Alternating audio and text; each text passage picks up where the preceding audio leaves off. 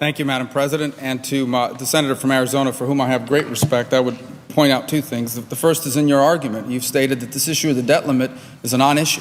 Hence, I don't understand the objection to having language in this motion that says that there won't be a raising of the debt limit. There should be a discussion of the debt limit in the context of the broader issues that this country is facing. And as a result, I don't understand why we can't just put it in that we're not going to raise the debt limit. I would also further say that I do respect this institution tremendously, and I do believe in regular order to the extent that we're talking about procedure. The problem is that the regular order of Washington has given us a $17 trillion debt. In fact, that's one of the reasons why I ran for the U.S. Senate. And I would submit to you, with all due respect to all of my colleagues who serve here, I don't think you can run up a $17 trillion debt without some bipartisan cooperation.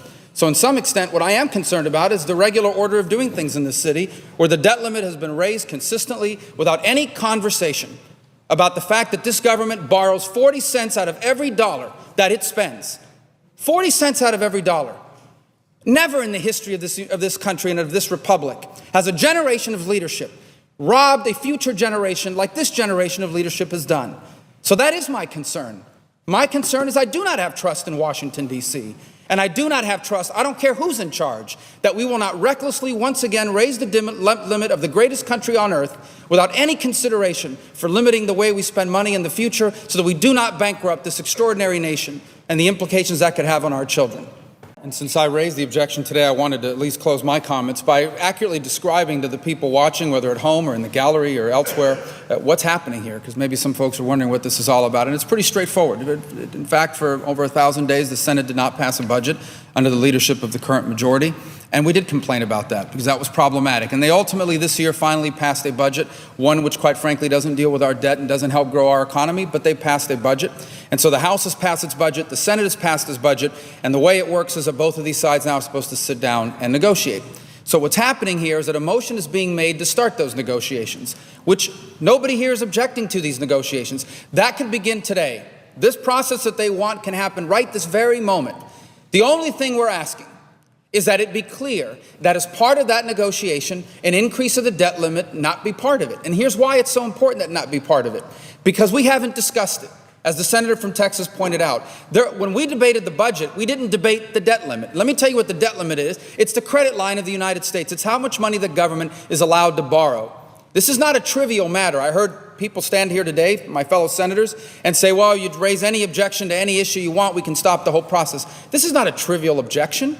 I'm not asking that the key lime pie be made the official pie of the United States. I'm not asking for some ridiculous thing. This is the debt limit, something that's been called the single greatest national security problem facing the United States of America by a national security official. And all we are saying is you can't come back from that conference report with an increase in the debt limit, because if that happens, it'll be a 51-vote majority here to do it as a matter of routine. Quite frankly, that's the problem, is that the debt limit increases has become a matter of routine.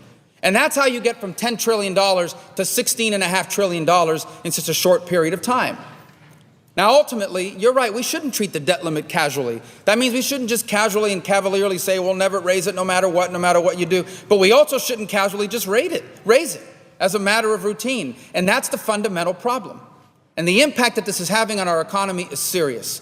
Now, I deeply respect this institution. By the way, one of the reasons why I ran for the Senate, because I thought I could make a difference here. Because in this Senate, even a minority within the minority can make a difference. And let me tell you, one day I won't serve here anymore. And someday in the future, my children, who today are very young, will have to deal with the consequences of the decisions that we make or fail to make in my time here in the Senate. And if, in fact, what they inherit is an economy crippled by the horrifying decisions that have been made here now and in the past, I'm going to have to answer for that. I'm going to have to explain to them, what did you do or what did you not do when you were in the Senate? How could you have allowed this debt to move forward? What did you do to do something about this debt issue? And my answer to them cannot be, well, I followed the regular order. I played along to get along. I went ahead and acquiesced to what my colleagues wanted. That can't be my answer. That won't be my answer.